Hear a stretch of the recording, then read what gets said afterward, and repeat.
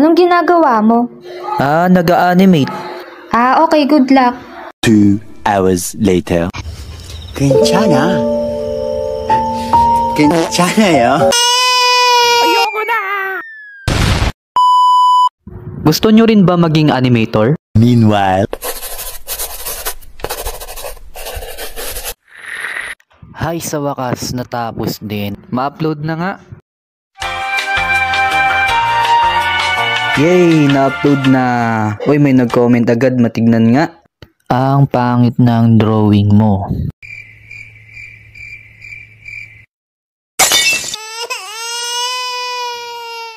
Hindi talaga maiwasan ang mga ganong bagay.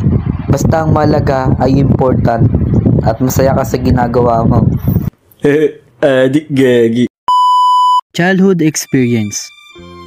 Naaalala ko nung bata pa ako, inaabot ako maghapon sa galaan. Ay, hapon na pala. Minsan pa nga inaabot kami ng gabi. Ayaw na ayaw kong nasa loob lang ng bahay kasi para akong nakakulong. Tapusin mo muna yung assignment mo para makalabas ka.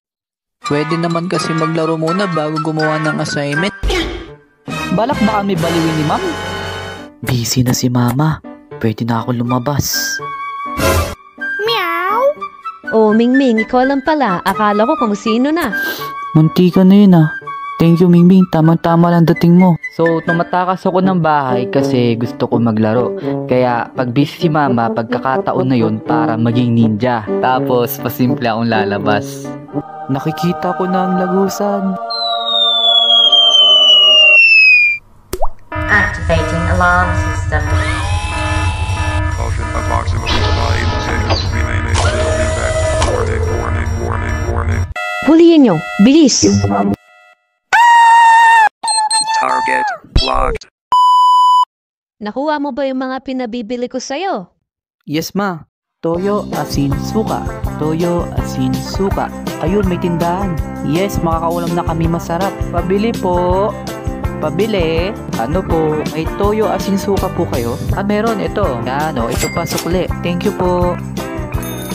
Hey nerds, tara, bike tayo. Nagbukas na ng rentahan sila Aling Shoni. 10 pesos, isang oras na. Ano, tara. Wow talaga, Kit. Daling ko muna tong pinamili ko sa bahay. Angkas ka na sa akin, dali. Nagkakaubusan na ng bisikleta eh.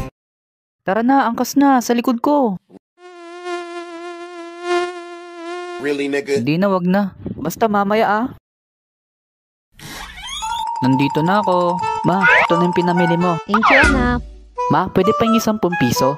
Hindi, bawal. Sige na, please. Wala nga. Minsan lang eh. Ay, alam ko na. Nasa akin pa pala yung sukli kanina. Sa wakas, makakapag-arkila na ako. Ang ganda ng panahon, tamang-tama. Kaya nga, nandito na tayo sa bike shop na tinutukoy ko.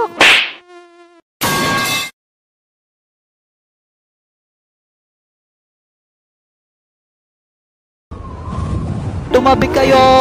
Bumalik ka dito! Ayaw tumigil ng preno! Ay, wala pala akong preno!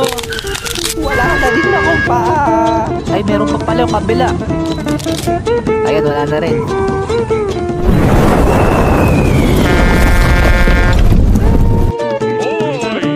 Paano ko ba ito papahintuin? Ang sakit na ng paa ko. Bahala na si Bob. Ate, ilag! Wala akong preno.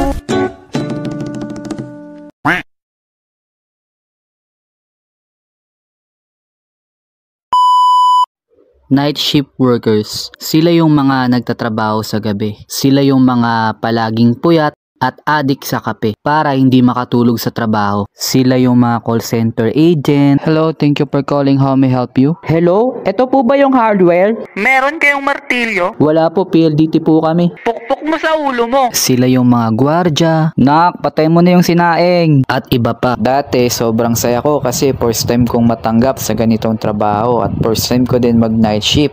Pero hindi nagtagal, nahirapan na ako mag-adjust. Ang hirap matulog kapag umaga, sobrang init na, ang ingay pa.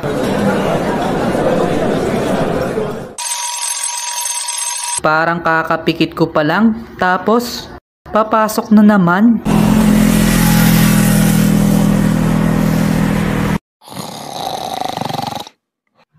Kaya ang nangyayari, Nakakatulog ako sa jeep at lumalampas ako sa bababaan ko. Meron pa nga dahil sa puyat, napasandal ako sa katabi ko. Tapos, biglang huminto yung jeep kaya napayakap ako sa kanya.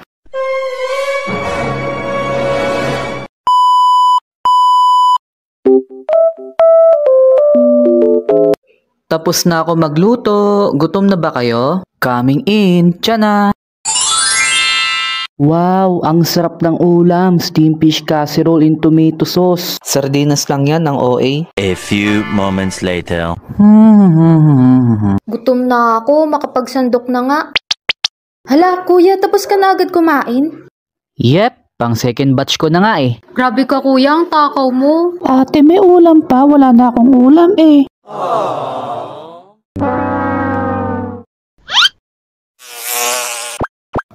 Ubus na, be. Sino umubos ng ulam?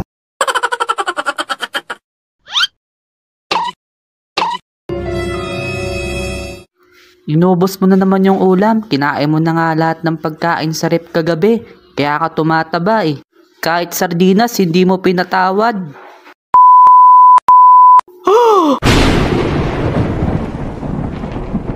Mag-diet ka na nga.